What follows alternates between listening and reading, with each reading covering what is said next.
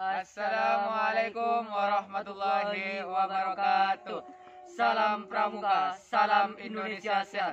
Kami dari kontingen SMA Said Yusuf dengan nomor dada 11 akan melakukan pertolongan pertama gawat darurat kepada korban yang terjatuh dari atas pohon. Di sini sudah ada tas pertolongan pertama yang berisi peralatan medis dan 2 buah tongkat untuk nanti dijadikan tandu. Di sebelah kiri saya sudah ada rekan saya yang akan mengevakuasi korban ke tempat yang lebih nyaman.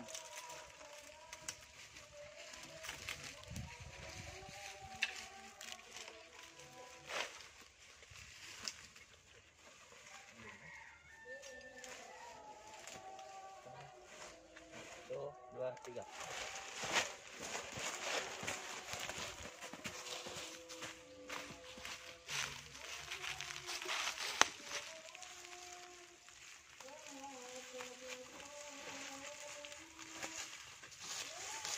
Di sini kita menggunakan metode 3A. Aman korban, aman lingkungan, dan aman penolong.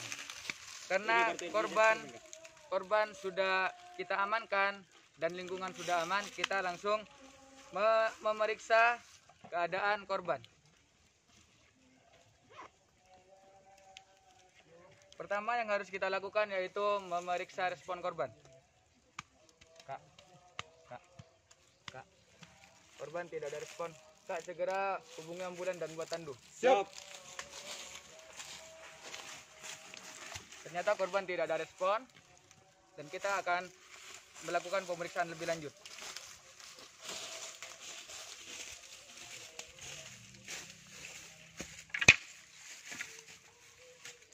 Ternyata masih ada refleks cahaya, berarti korban sedang mengalami pingsan.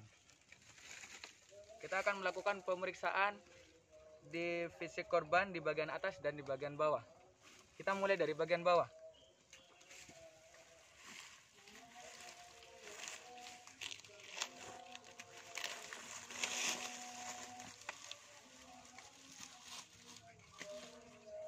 Di bagian bawah aman, tidak ada luka, dan kita akan melakukan pengecekan di bagian atas. Di bagian tangan kanan, tungkai bawah, ada luka terbuka dan darah mengalir, Kak. Di bagian tungkai bawah kiri, ada luka terbuka, Kak.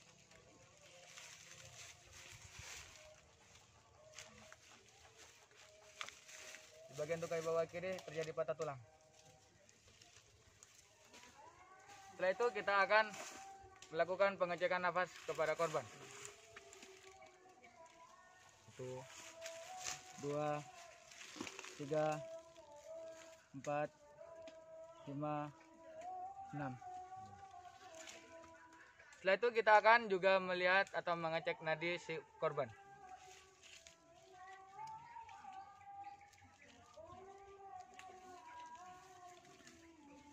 1, 2, 3, 4, 5, 6, 7, 8, 9, 10, 1, 2, 3, 4, 5, 6, 7, 8, 9, 10, 1, 2. 22, Kak.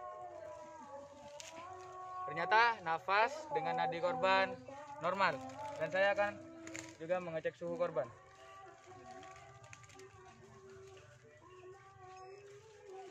Suhunya normal, Kak. 36,7. Setelah itu kita akan melakukan pertolongan pertama pada bagian luka yang telah kita temukan tadi. Pertama kita akan membersihkan luka di bagian tangan dengan menggunakan NaCl serta menggunakan kasa steril.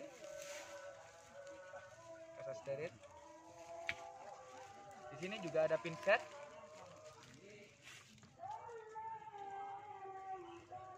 Dan juga ada betadine antiseptik. Langkah pertama kita akan langsung menyiram luka menggunakan NaCl. Setelah kita siram dengan NaCl, kita akan membersihkannya menggunakan kasa steril.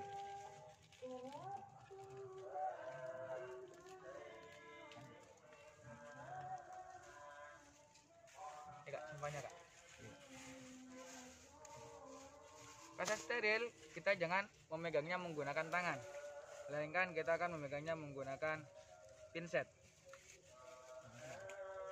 Caranya yaitu kita harus membersihkannya dengan satu putaran, dan kasa ini cukup digunakan satu kali sampai darahnya bersih. Seperti ini.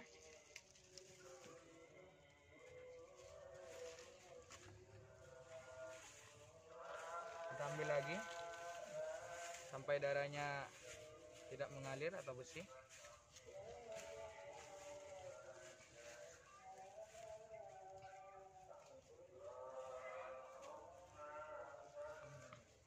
Setelah darah bersih, tidak ada darah yang mengalir lagi, kita akan melakukan pembalutan pada luka dengan cara menggunakan kasa yang sudah diberikan betadin antiseptik.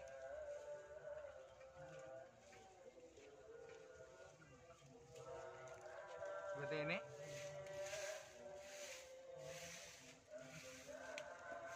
Perekatnya saya akan menggunakan plester.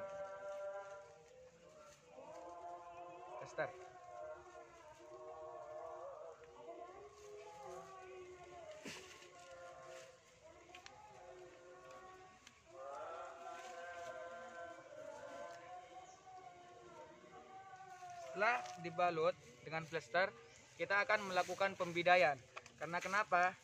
Di bagian tangan nanti takutnya terjadi cedera atau ada tulang yang retak di bagian belakang sini.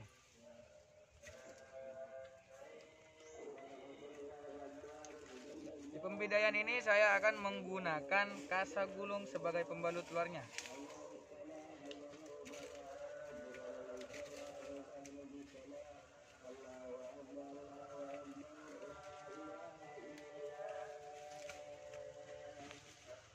Kalau nanti ada pertanyaan, Kak, kenapa dalam membalut luka kok tidak menggunakan mitela?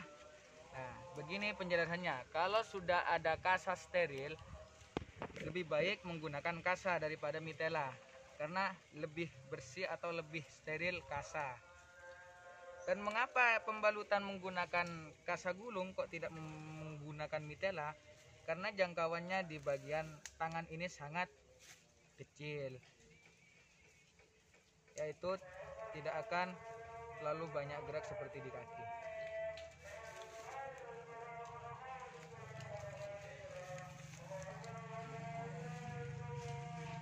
Kita gunting.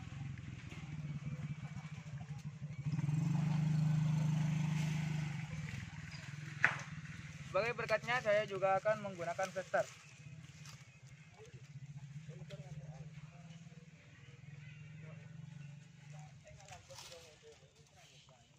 Menggunakan plester sebagai perekat di bagian kasa gulung di pembidaian di bagian tangan.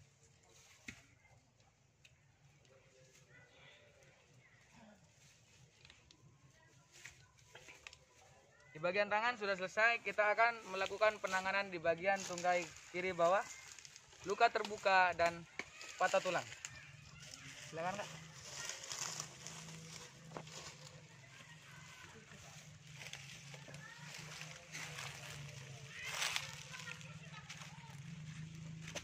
Langkah pertama untuk penanganan luka di bagian tungkai bawah yaitu dengan cara menggunakan kasa, lalu kita langsung kasih plester.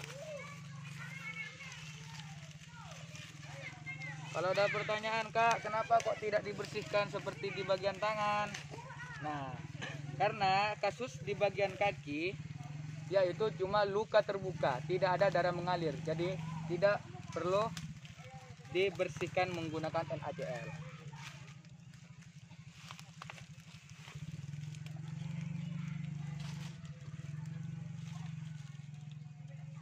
Oh ya, dan juga jaga kebersihan di lingkungan ini ya.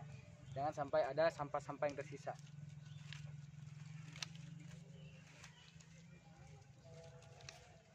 Di bagian kaki cukup dikasih kasa saja. Nanti akan dilakukan pembidaian.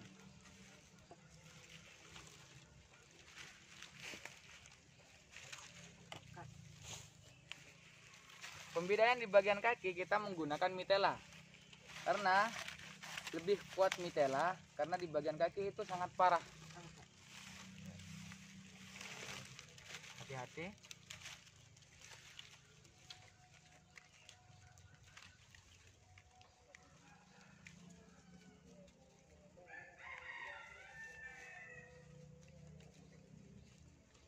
Posisi mitela yaitu di bagian atas, di bagian atas dan di bagian tengah dan juga di bagian bawah. Jadi kita menggunakan 3 buah mitela.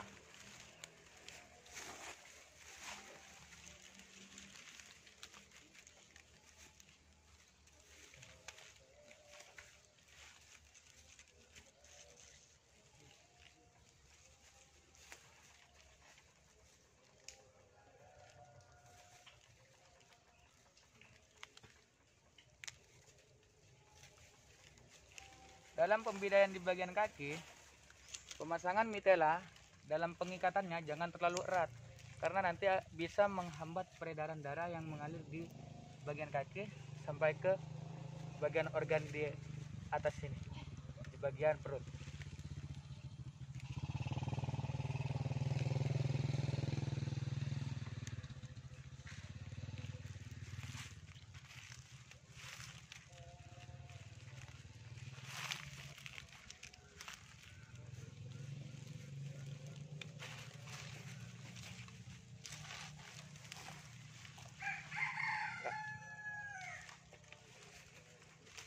Setelah pembidaian di bagian kaki dan penanganan di bagian tangan, kita akan mengecek kembali bagian nadi dan juga nafas si korban.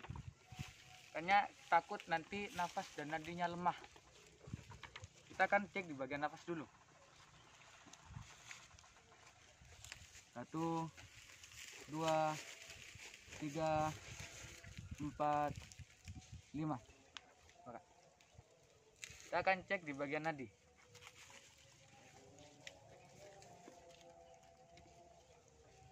1, 2, 3, 4, 5, 6, 7, 8, 9, 10, 1, 2, 3, 4, 5, 6, 7, 8, 9, 10, 1, 2. Dan kita akan mengecek suhunya lagi. Suhu normal, semuanya normal, nafas dan nadinya semuanya normal. Dan kita akan mengevakuasi ke tandu supaya dibawa ke puskesmas terdekat. Kak. Di bagian sana, bagian sana.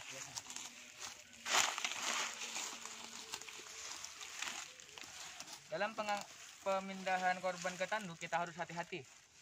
Kita harus hati-hati, 3 orang. 3 orang. Enggak. 1, 2, 3.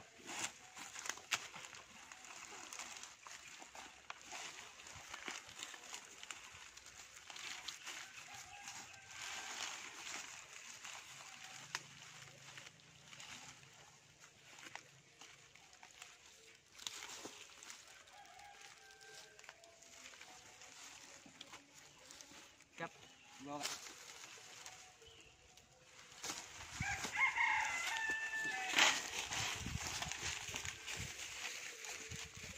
Pasien sudah dievakuasi dan dibawa ke puskesmas terdekat dan siap menerima perawatan lebih lanjut. Terima kasih. Salam Pramuka, salam Indonesia sehat. Assalamualaikum warahmatullahi wabarakatuh.